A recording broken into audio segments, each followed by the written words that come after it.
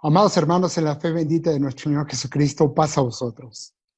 Es un honor de verdad nuevamente estar al frente de cada uno de ustedes, primero sirviéndole a nuestro Dios y en segundo lugar también poder llevar la palabra a cada uno de ustedes, esperando que sea parte de ese maná espiritual que necesitamos día con día y que nos puede nutrir el alma para seguir adelante ante todas las adversidades, ante todas las calamidades por las que estamos pasando, los problemas y las angustias.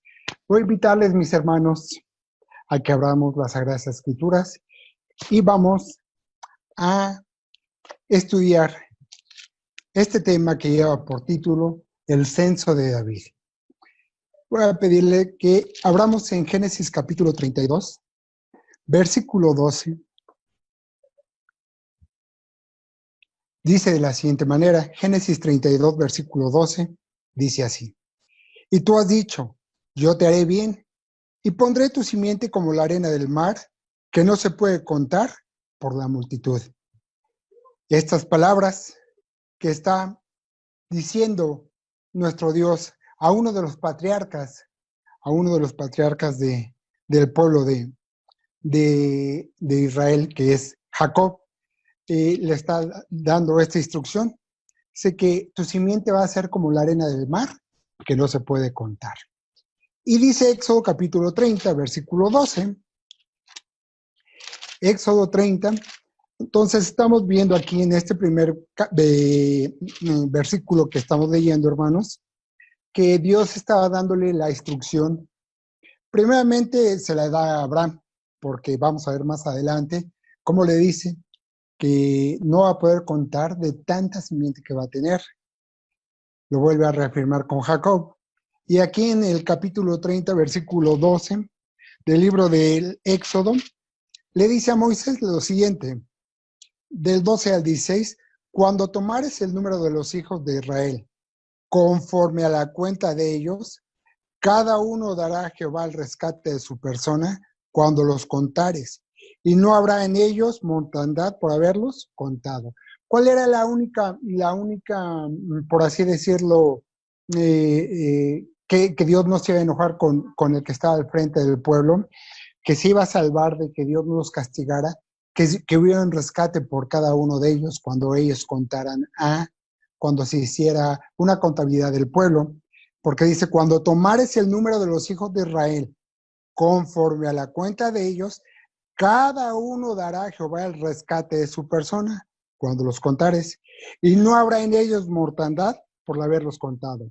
Estaba la sentencia entonces dada por nuestro Dios a través de Moisés, que le decía, si cuentas a tu pueblo, va a haber mortandad en ellos. No lo hagas, para que yo no me enoje. Y si lo haces, tienes que rescatar el alma de cada uno de ellos. Dice el versículo 13, esto dará a cualquiera que pasare por la cuenta. Medio ciclo. ¿Cuánto es medio ciclo? Aproximadamente 5 gramos de plata, conforme al ciclo del santuario.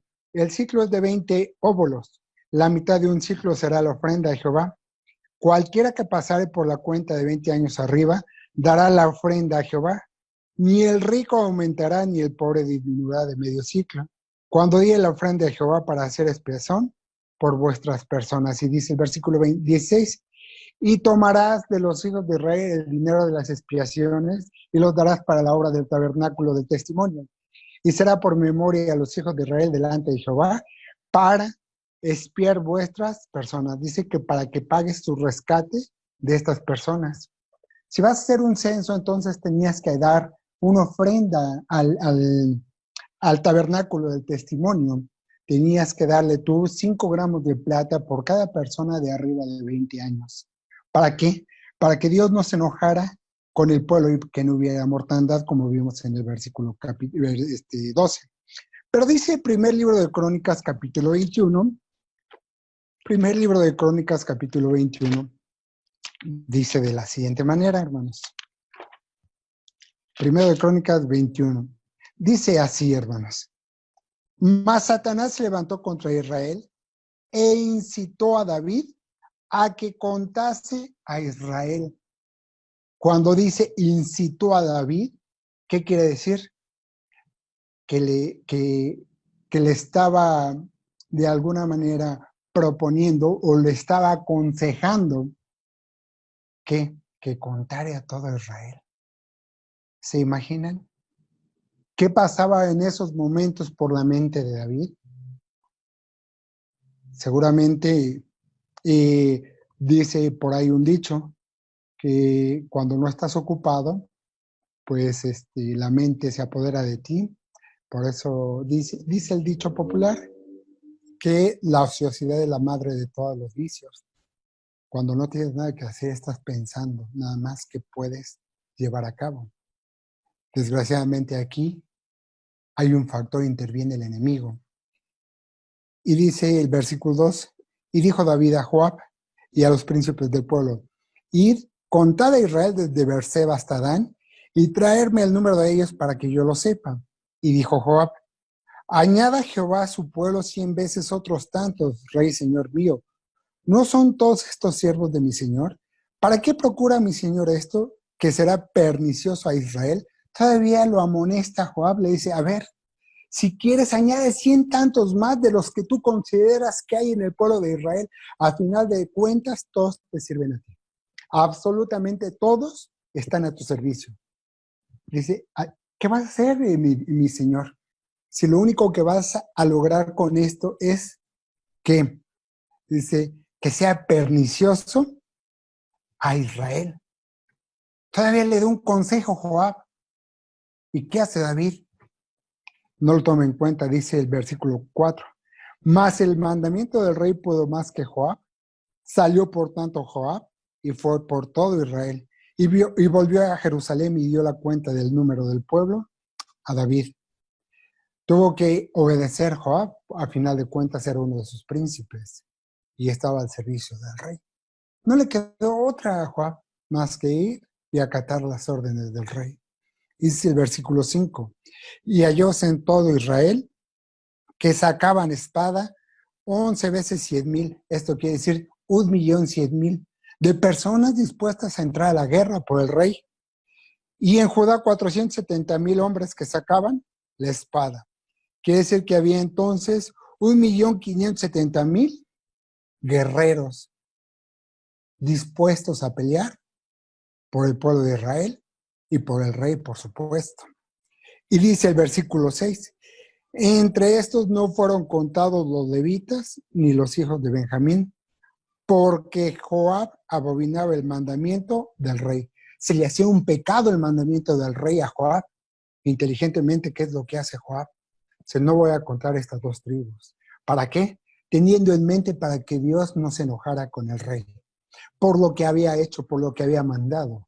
Joab tenía muy presente lo que había establecido Moisés, que no podía contarlo si no había un rescate por las personas de cada uno, porque estaba muy claro que iba a haber mortandad. Dice Génesis capítulo 15. Aquí vemos cómo desde el principio cuando toma Dios a Abraham para que él fuera el patriarca de Israel, dice Génesis capítulo 15, versículo 5, de la siguiente manera. Dice así, hermano. Perdón, Y sacóle fuera y dijo, mira ahora los cielos y cuenta las estrellas. ¿A quién estaba sacando Dios? Abraham. Si las puedes contar, y le dijo, así será tu simiente. Le estaba dando un ejemplo nuestro Dios a Abraham. Se ve las estrellas. Dice, mira ahora los cielos y cuenta las estrellas. ¿Las puedes contar? Por supuesto que no las podía contar. Le estaba dando nada más el ejemplo a Dios de que así va a ser su simiente, incontable. Tenía que ser incontable la simiente de Israel. ¿Por qué? Porque iba a ser una nación grande delante de todos los pueblos. ¿Y cómo se iba a permitir tener el número de un censo y un número determinado de personas cuando a lo mejor en otro país había más? Entonces Dios les decía, no puedes contarlos. Todos están a tu servicio, no los puedes contar. Pero dice Jeremías capítulo 33. También aquí el profeta nos dice de la siguiente manera. Jeremías capítulo 33, versículo 22, dice así. Como no puede ser contado el ejército del cielo, ni la arena de la mar se puede medir, así multiplicaré la simiente de David mi siervo y los levitas que a mí ministran. Como no puede ser contado el ejército del cielo. Pone también aquí otro ejemplo, le pone Dios el ejemplo al profeta. Los ángeles tampoco se pueden contar. Son incontables los que están al servicio de nuestro Dios. Dice también, ni la arena de la mar se puede medir. Ni la arena, en pocas palabras, se puede contar ni se puede medir. ¿Qué le decía entonces Dios? Pues así voy a multiplicar tu simiente. Así, aunque venga ejércitos enemigos y te sometan, va a seguir multiplicándose la simiente de Israel. ¿Qué era lo que pasaba cuando estaban cautivos en Egipto? Pues dicen que las hebreas eran muy fértiles y daban muy fácil a luz a sus hijos. Por eso es que se estaban multiplicando de tal manera que llegaron a decir, va a llegar el momento en que sean más y más poderosos que los egipcios. Entonces debemos de someterlos para que no tengamos ese problema. Es por eso que manda a matar a todos los niños, ¿no? Y el único de los que se salva fue Moisés. Pero dice, hermanos, no vamos a desviarnos del tema. Dice, sigamos con primer libro de Crónicas, capítulo 21. Primer libro de Crónicas, capítulo 21, versículo 7. Vamos a continuar con la lectura que teníamos. Dice de la siguiente manera, primero de Crónicas 21, 7. Asimismo desagradó este negocio a los ojos de Dios e hirió a Israel. Ahí estaba la consecuencia.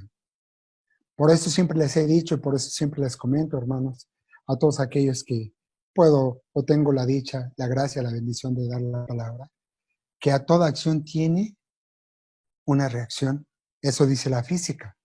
Pero también toda acción tiene una consecuencia, hermanos. Y entonces lo vemos. ¿Por qué? Porque si mis acciones son buenas, ¿cuáles van a ser mis consecuencias? Pues que lo que voy a cosechar va a ser cosas buenas. Pero si mis acciones son malas, ¿qué iré a cosechar? Es como el que anda robando, ¿verdad, hermanos?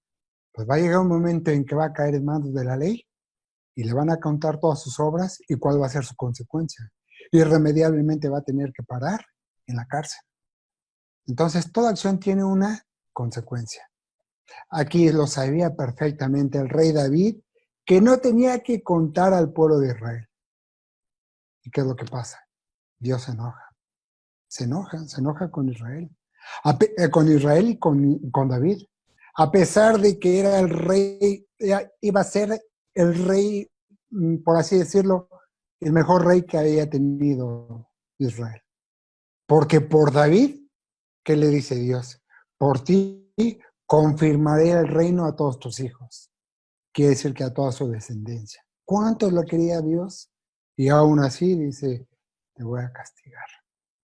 Dice entonces el versículo 8. Y dijo David a Dios, he pecado gravemente en hacer esto. Ruégote que hagas pasar la iniquidad de tu siervo, porque yo he hecho muy locamente. Aquí hay algo muy importante que hace David. Reconoce el pecado. Reconoce que le falló a Dios. Pero ¿qué creen? Debe de haber un castigo. A veces tenemos, pues por así decirlo, hermanos, nos llegamos a tener, no discusiones, sino pláticas en el sentido de que si Dios castiga. Y hay hermanos que dicen, no, Dios nada más pone pruebas, pero no castiga. Pero vemos que a través de la historia de la Biblia, sí debe haber castigos, hermanos. Yo les pregunto a todos los que son padres o que ya son mayores de edad, ¿cuántas veces no los reprimió sus padres, hermanos? ¿Y por qué los reprimieron? No fue seguramente porque se hayan portado bien, ¿verdad, hermanos? Porque a qué padre le gusta que le pegue nada más porque su hijo se portó bien. A nadie, hermanas. Nadie en su sano juicio llega y le dice al hijo, a ver, ¿Cómo te portaste? Muy bien, papá, mira mis calificaciones, saqué 10, me mandaron felicitar, aquí está todo esto. Ah, por eso te voy a pegar. No, ¿verdad, hermanos? ¿Qué es lo que hacemos cuando hay un castigo? Es porque se portó mal, porque hay una queja, porque ya lleva varios veces que ha hecho lo mismo y no entiende y entonces debe de haber un castigo. El rey David sabía que había un castigo. A pesar de que reconoce el pecado, lo tiene que castigar Dios. Y este es el momento en que entramos en la reflexión del tema que estamos tocando. ¿Cuántas veces, hermanos, nos castiga Dios y aún así seguimos cayendo en los mismos errores? Y saben que vamos a estudiar más adelante, qué es lo grave del pecado de David. Y también así puede pasar en nuestras vidas. ¿Por qué? Porque dice el versículo 9, y habló Jehová a Gad, vidente de David, diciendo, hago un paréntesis, vidente en la antigüedad era profeta. No vayamos a creer que es aquellos agoreros, pitonizos, que hablan en 1 Samuel, ¿verdad? Con el rey Saúl. Nada más vamos a hacer un paréntesis para que lo vean. Primer libro de Samuel, capítulo 9, versículo 9. Nada más voy a hacer este paréntesis para que quede claro, hermanos, y no digan, ¿ya ven cómo se puede consultar a un vidente? No, hermanos. No es el que nosotros creemos o el que nosotros conocemos. Dice el primer libro de Samuel, capítulo 9, versículo 9, de la siguiente manera. Antiguamente en Israel, cualquiera que iba a consultar a Dios decía así, venid y vamos hasta el vidente, porque el que ahora se llama profeta, antiguamente era llamado vidente. Tenemos entonces esta cita para que la tengamos en mente, primer libro de Samuel, capítulo 9, versículo 9. Continúo leyendo primer libro de Crónicas, capítulo 21, versículo 10, dice así, ve y habla a David y dile así, así ha dicho Jehová, 3 cosas te propongo, escoge de ellas una que yo haga contigo. Y viniendo Gad a David, díjole, así ha dicho Jehová, escógete o 3 años de hambre, o ser por 3 meses deshecho delante de tus enemigos, y que la espada de tu adversario te alcance, o por 3 días de espada de Jehová y pestilencia en la tierra, y que el ángel de Jehová destruya en todo el término de Israel. Mira, pues qué de responder al que me ha enviado. Hago nada más aquí un paréntesis. Yo recuerdo perfectamente que cuando mi padre llegaba y había una queja, porque de verdad, pues tenía yo un hermano que nos llevamos 9 meses. 9 meses, hermanos, nos llevamos, ambos somos 7 vecinos. Entonces nos creamos prácticamente como mellizos, ¿no, hermanos? Como gemelos, pues. Ay, hermanos, de verdad, si vieran todas las travesuras que hacíamos mi hermano carnal y yo, no, hombre, de verdad le platico a mis allegados que cuando íbamos a visitar a familiares o conocidos de mi papá, de verdad nos veían llegar y nada más de vernos a mi hermano y a mí, porque por supuesto que mis padres eran bien recibidos, pero nos veían a mi hermano y a mí, ay, ya llegaron estos escuincles, ya llegaron estos chamacos, no, no, no. Y pues lógicamente, ya regresando a casa, pues ya tenía todas las quejas de mi papá, ahora sí que apuntadas, y nos llegaba y nos decía, ¿cuántos quieren? ¿1, 2 o 3? Ustedes escojan.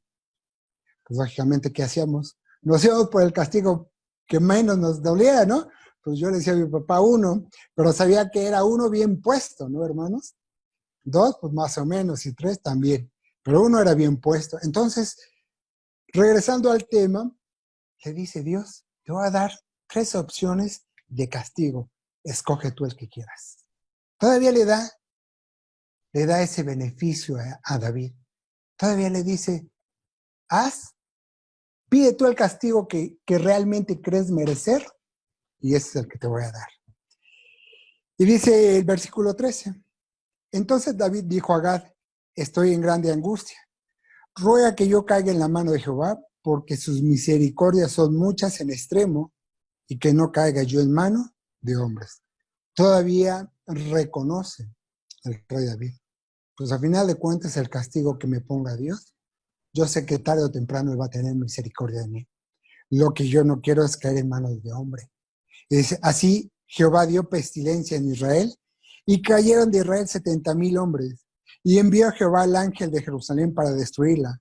Pero estando él destruyendo, miró Jehová y arrepintióse de aquel mal. Y dijo al ángel que destruía, basta ya, detén tu mano. Y el ángel de Jehová estaba junto a la era del Ornán Jebuseo. Y alzando David sus ojos, vio al ángel de Jehová que estaba entre el cielo y la tierra, teniendo una espada desnuda en su mano, extendida contra Jerusalén. Entonces David y los ancianos se postraron sobre sus rostros, cubiertos de sacos. Y dijo David a Dios, ¿no soy yo el que hizo contar al pueblo? Yo mismo soy el que pequé, y ciertamente he hecho mal. Mas estas ovejas que han hecho, Jehová Dios mío, sea ahora tu mano contra mí y contra la casa de mi padre, y no haya plaga en tu pueblo. Y el ángel de Jehová ordenó a Gad que dijese a David, que subiese y construyese un altar a Jehová en la era de Ornán, Jebuseo. Dice el versículo 18, hermanos. Y dijo David a Dios, ¿no soy yo el que hizo contar a tu pueblo? Yo mismo soy el que pequé, ciertamente he hecho mal, mas estas ovejas que han hecho, Jehová Dios mío, sea ahora tu mano contra mí y contra la casa de mi padre, y no haya plaga en tu pueblo. ¿Se da cuenta, David, que por su culpa Dios estaba castigando al pueblo? ¿Y qué dice? Yo soy el que los conté. El pueblo no pidió que los contasen. Y allá había matado 70,000 hombres. 70,000 hombres que se dicen fácil, hermanos. Yo les preguntaría, ¿cuánto llevamos de la pandemia? ¿4? ¿5 meses? Que hemos estado algunos o que han estado algunos guardados en casa totalmente. ¿Y cuántos han muertos? Precisamente el día de hoy llegamos a 50,000 muertos, hermanos. ¿Y qué decimos? Son muchos. ¿Se imaginan?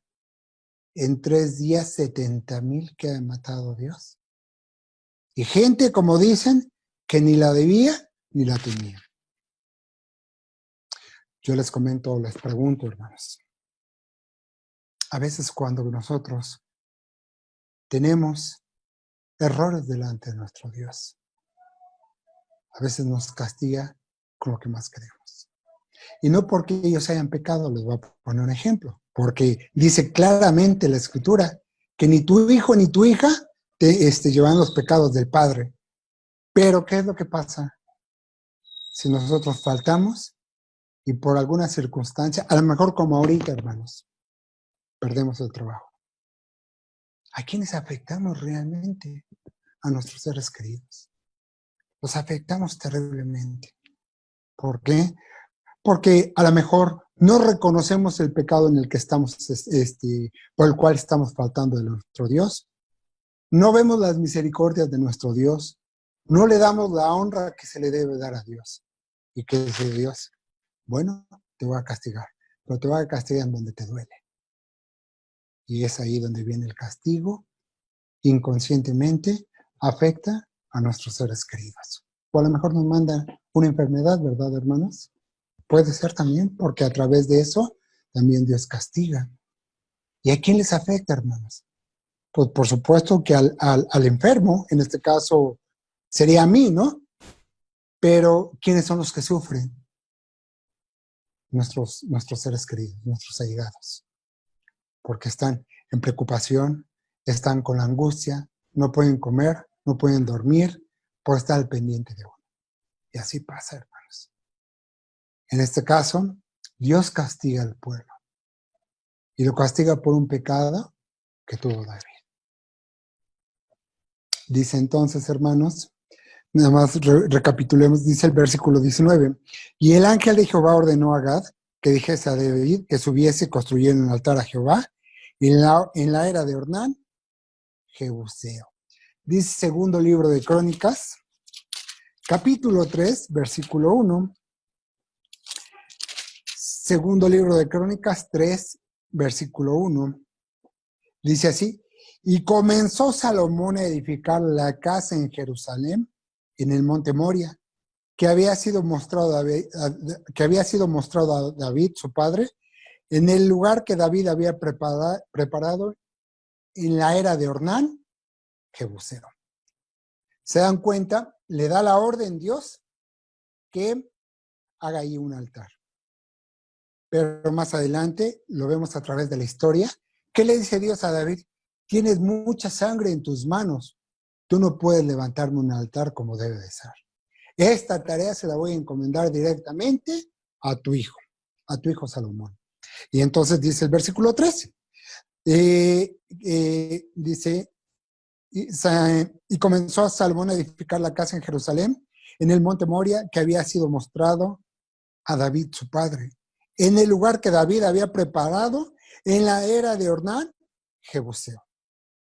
Recuerdan, nada más haciendo otro paréntesis, lo que pasa es que me gusta hacer este tipo de paréntesis para relacionar a veces los versículos y que tengamos fresca muchas cosas de la Biblia, porque a veces nos pasa, y también un servidor, por supuesto. A veces nos presentan versículos y decimos, ¿qué fue lo que pasó en este monte? Porque su monte lo vimos en las escuelas sabáticas, en las lecciones, ¿no? Cuando vimos los montes. ¿Qué había pasado en el monte Moria, hermanos? ¿Lo recuerdan? Se los voy a recordar. Génesis 22, versículo 2. Génesis 22,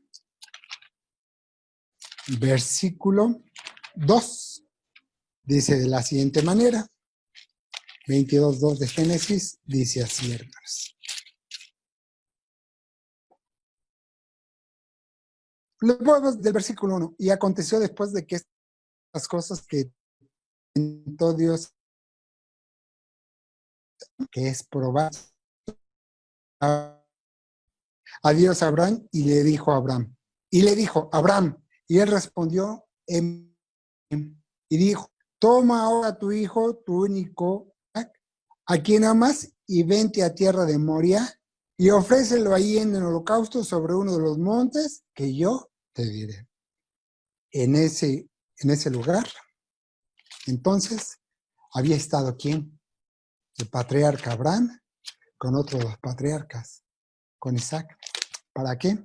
Para llevar esa prueba de fe que Dios le pidió directamente a Abraham, ofrecerle a su único hijo. ¿Se imaginan qué difícil, hermanos? A lo mejor muchos tenemos 1, 2, 3 hijos, ¿verdad? Pero aún así, aunque tuviéramos 100 hijos, el que nos dijeran, ve y ofrece a uno, debe ser muy difícil.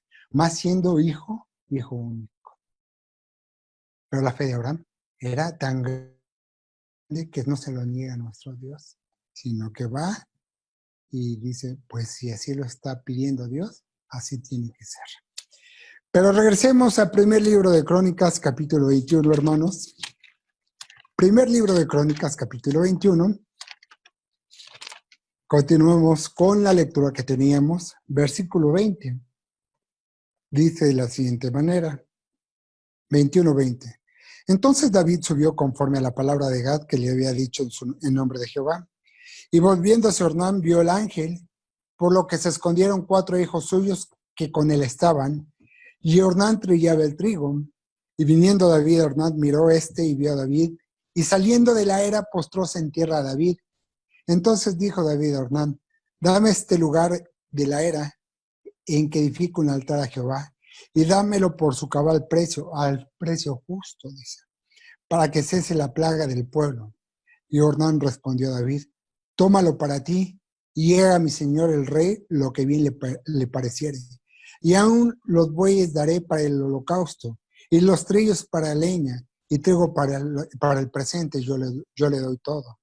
Entonces el rey David dijo a Ornán, no, sino que efectivamente lo compraré por su justo precio, porque no tomaré para Jehová lo que es tuyo, ni sacrificaré holocausto que nada me cueste.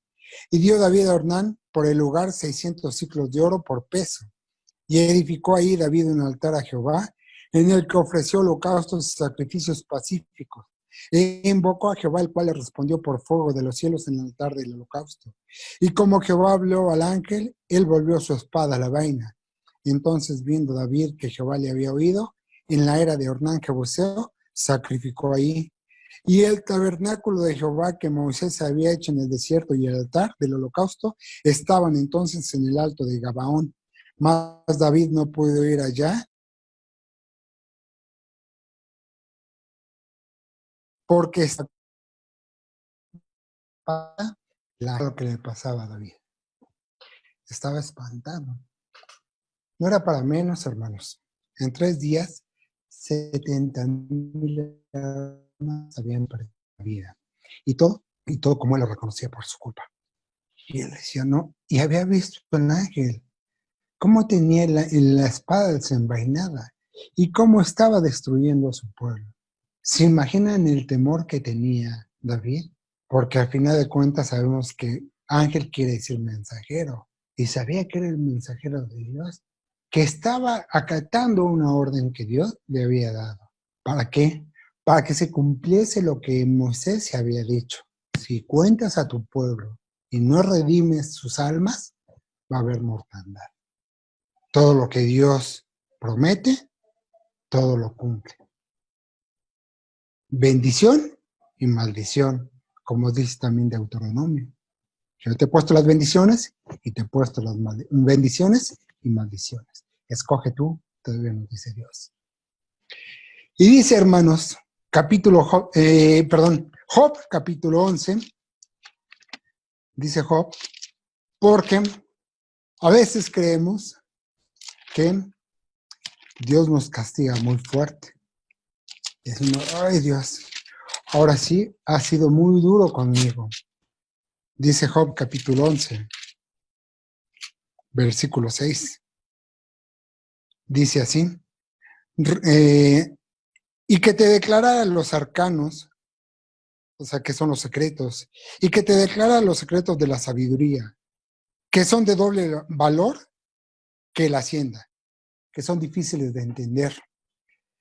Conocerás entonces que Dios te ha castigado menos que tu iniquidad merece.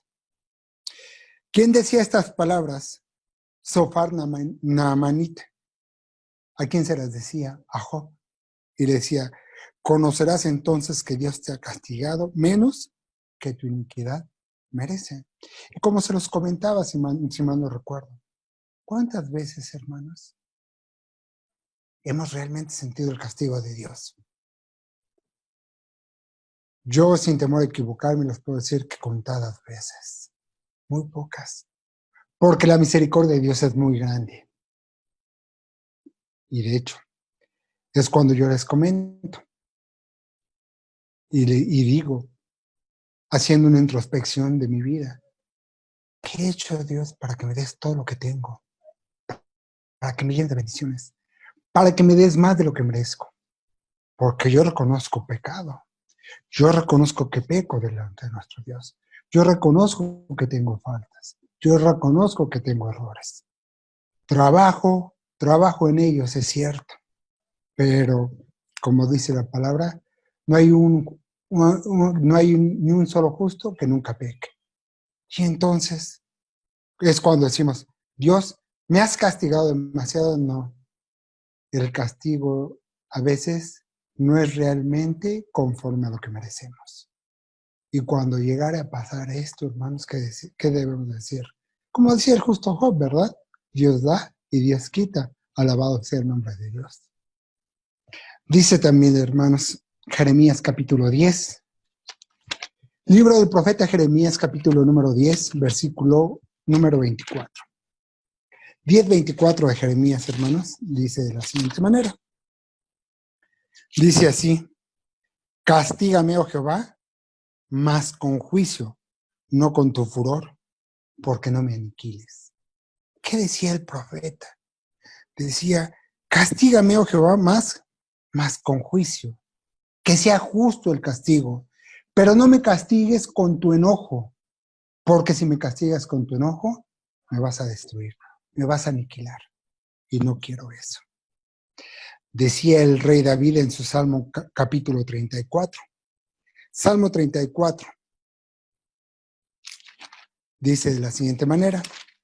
Salmo 34, versículo 4, dice así. Busqué a Jehová, Salmo del rey David.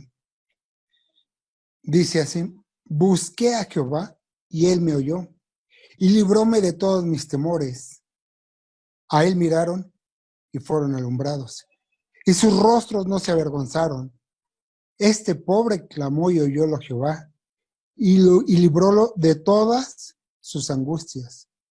El ángel de Jehová acampa en derredor de los que le temen, y además los defiende. Dice el versículo 6, hablando de sí mismo David, este pobre clamó y oyólo Jehová. O sea, este pobre clamó y lo escuchó Dios, y además lo libró de todas sus angustias, de todos sus problemas, de todo aquello que le causaba problemas. ¿Sí? Y además dice, el ángel de Jehová acampa alrededor de los que le temen. Y no nada más habla de los que le tienen miedo, hermanos. Eso lo conocemos perfectamente. Sino que habla de todos los que le obedecen. Y además que los defiende. Y dice el versículo 11 al versículo 15. Venid, hijos, oídme. El temor de Jehová os enseñaré. ¿Quién es el hombre que desea vida? ¿Que codicia días para ver bien? Guarda tu lengua de mal y tus labios de hablar engaño. Apártate del mal y haz el bien, busca la paz y síguela. Los ojos de Jehová están sobre los justos y atentos sus oídos al clamor de ellos. Este versículo 13, de verdad que deberíamos de aplicarlo todos, absolutamente todos, inclusive aquellos que no son de la iglesia, porque dice, guarda tu lengua de hablar mal. ¿Cuál es, como dice la palabra, cuál es la parte del cuerpo que más nos causa problemas, hermanos? Es la lengua. Y dice, guarda tu lengua de mal y tus labios de hablar engaño. Lo peor que le puede pasar a una sociedad es andar en chismes. Andar hablando de otras personas cuando no están en su presencia. Y dice el versículo 14, es lo único que te pido, dice, apártate del mal y haz el bien. Busca la paz y síguela. Si buscamos la paz y la seguimos, ¿qué vamos a encontrar? Bienestar, tranquilidad de nuestro ser, porque además nos estamos apartando del mal, porque además estamos haciendo el bien.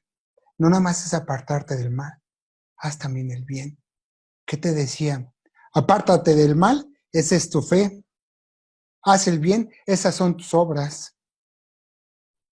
Dice, busca la paz y síguela. ¿Y quién es nuestra paz? Nuestro Dios y nuestro Señor Jesucristo. Síguelos. Haz el ejemplo que nuestro Señor Jesucristo nos dio cuando estuvo en la tierra. ¿Para qué? Para que puedas conseguir el premio que estás buscando, que es la vida eterna. Dice Salmos capítulo 62, versículo 12. Salmos 62, versículo 12, dice de la siguiente manera. 62, 12 de Salmos dice así. Y de ti, oh Señor, es la misericordia, porque tú pagas a cada uno conforme a su obra. Y les voy a preguntar, ¿Dios te ha pagado conforme a tu obra? Y seguramente vamos a decir más de uno, no. Dios me ha pagado más de lo que merezco. Dice 1 de Juan, capítulo 1, versículo 9. De 1 de Juan, capítulo 1, versículo 9, dice de la siguiente manera, hermanos. Dice así, si confesamos nuestros pecados, Él es fiel y justo para que nos perdone nuestros pecados y nos limpie de toda maldad. Si confesamos nuestros pecados, Él es fiel y justo para que nos perdone nuestros pecados y nos limpie de toda maldad. ¿Pero de qué sirve confesar nuestros pecados? ¿De qué sirve pedirle a Dios todos los días que perdone todo lo malo que hemos hecho? ¿De qué sirve? Les voy a poner un ejemplo, ¿no? ¿De qué sirve, hermanos, que le digamos, Dios, hoy comí esto que no puedo comer? Perdona mis pecados y te prometo que ya no lo voy a volver a hacer. Y se presenta la oportunidad y lo hacemos. ¿De qué te sirve que le confieses los pecados a Dios? Si vas a seguir cayendo en lo mismo, ponte a cuentas. ¿Pero qué crees? Lo que le ofrezcas a Dios o lo que le pidas a Dios, pídeselo de corazón. Con la mente al 100, pensando que ya no lo vas a volver a hacer. Porque Dios te va a limpiar tus pecados, es cierto, a través de la sangre de nuestro Señor Jesucristo. Pero yo les preguntaría, pero no es como estar jugando con el Eterno. Decirle, perdóname por qué hice esto y caemos en el mismo error. Perdóname por qué hice esto y volvemos a caer en el mismo error. Debemos de trabajar en eso, hermanos. En saber cuál es nuestra flaqueza y poder, ¿qué, hermanos? Poder ejercitarnos. Porque como yo les digo, a veces lo que a mí más me falta, hermanos, es la paciencia o me falta la paciencia. Y le pido a Dios que me mande paciencia. Dios, por favor, mándame paciencia. Porque es lo que más me hace falta. Y creemos que por arte de magia, hermanos, nos va a llegar así como por el Espíritu Santo. Ya tienes muchísima paciencia. ¿No? ¿Qué creen? Que Dios nos pone las situaciones precisamente para que nos ejercitemos en lo que nos hace falta. Y lo pone para que nosotros estemos, como quien dice, entrenando. Es como el atleta, hermanos, que va a correr una maratón, que le pide a Dios, Dios, quiero terminar la maratón y te pido por favor que tú me des esa fuerza para que yo pueda terminarla. Pero si no te ejercitas, ¿tú crees que la vas a terminar? Si no estás ejercitándote, si no estás corriendo todos los días, ¿crees poder terminarla? Entonces te dice Dios, sí, pero para que la puedas terminar tienes que también poner de tu parte y ejercitarte. Dice entonces también, hermanos, Salmos capítulo 32. Salmos 32, versículo 1 y versículo 5 dice así, 32 de Salmos, bienaventurado aquel cuyas iniquidades son perdonadas y borrados sus pecados. Versículo 5, mi pecado te declaré y no encubrí mi iniquidad. Confesaré, dije, contra mí mis rebeliones a Jehová, y tú perdonaste la maldad de mi pecado. Dice el versículo 9. No seáis como el caballo o como el mulo sin entendimiento. Con cabestro y con freno su boca ha de ser reprimida para que no lleguen a ti. Muchos dolores para el impío, mas el que espera en Jehová lo cercará misericordia. Alegraos en Jehová y gozaos justos, y cantad todos vosotros los rectos de corazón.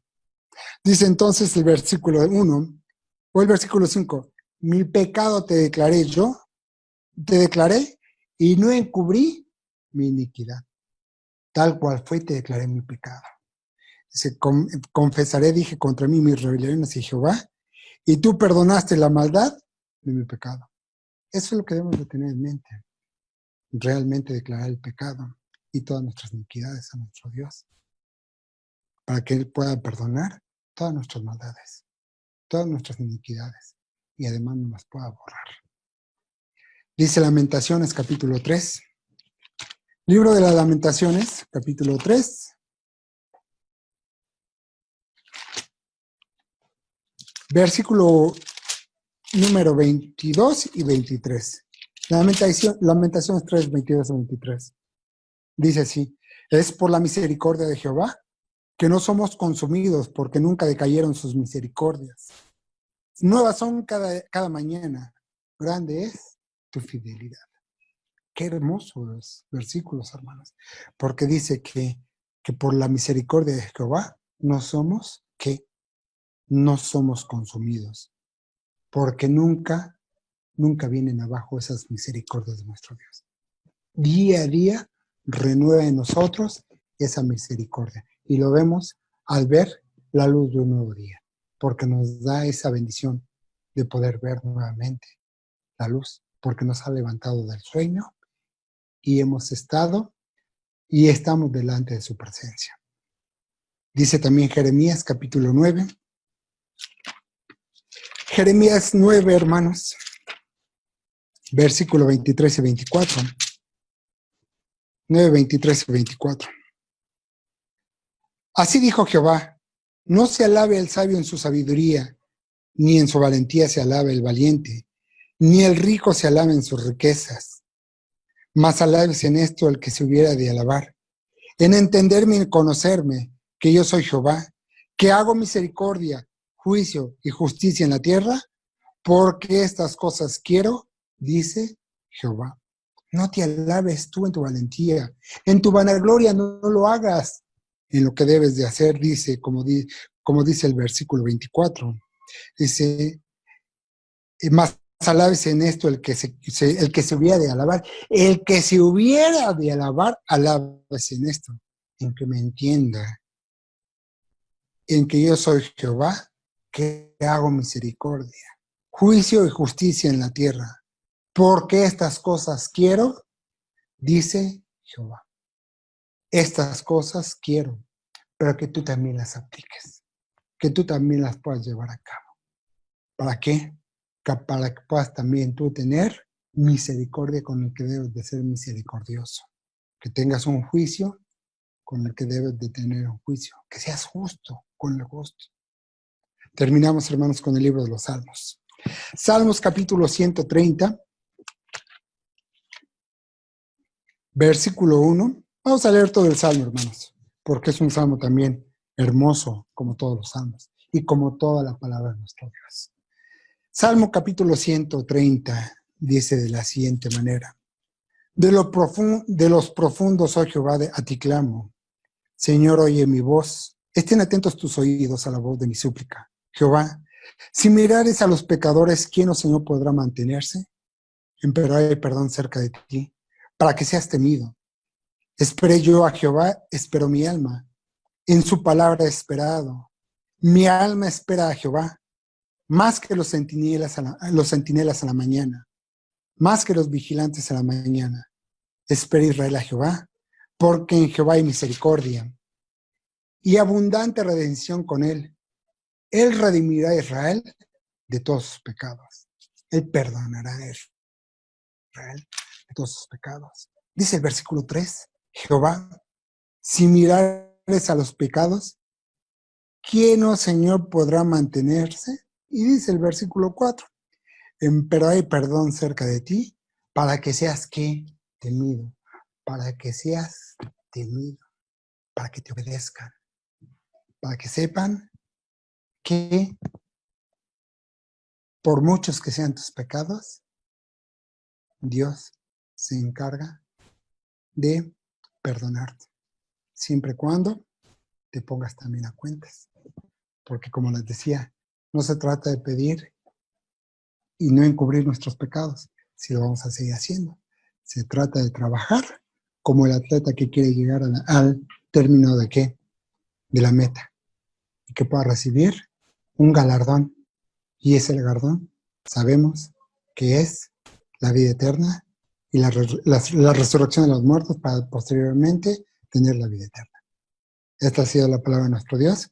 Mi deseo es que el Señor los bendiga. Paz a vosotros.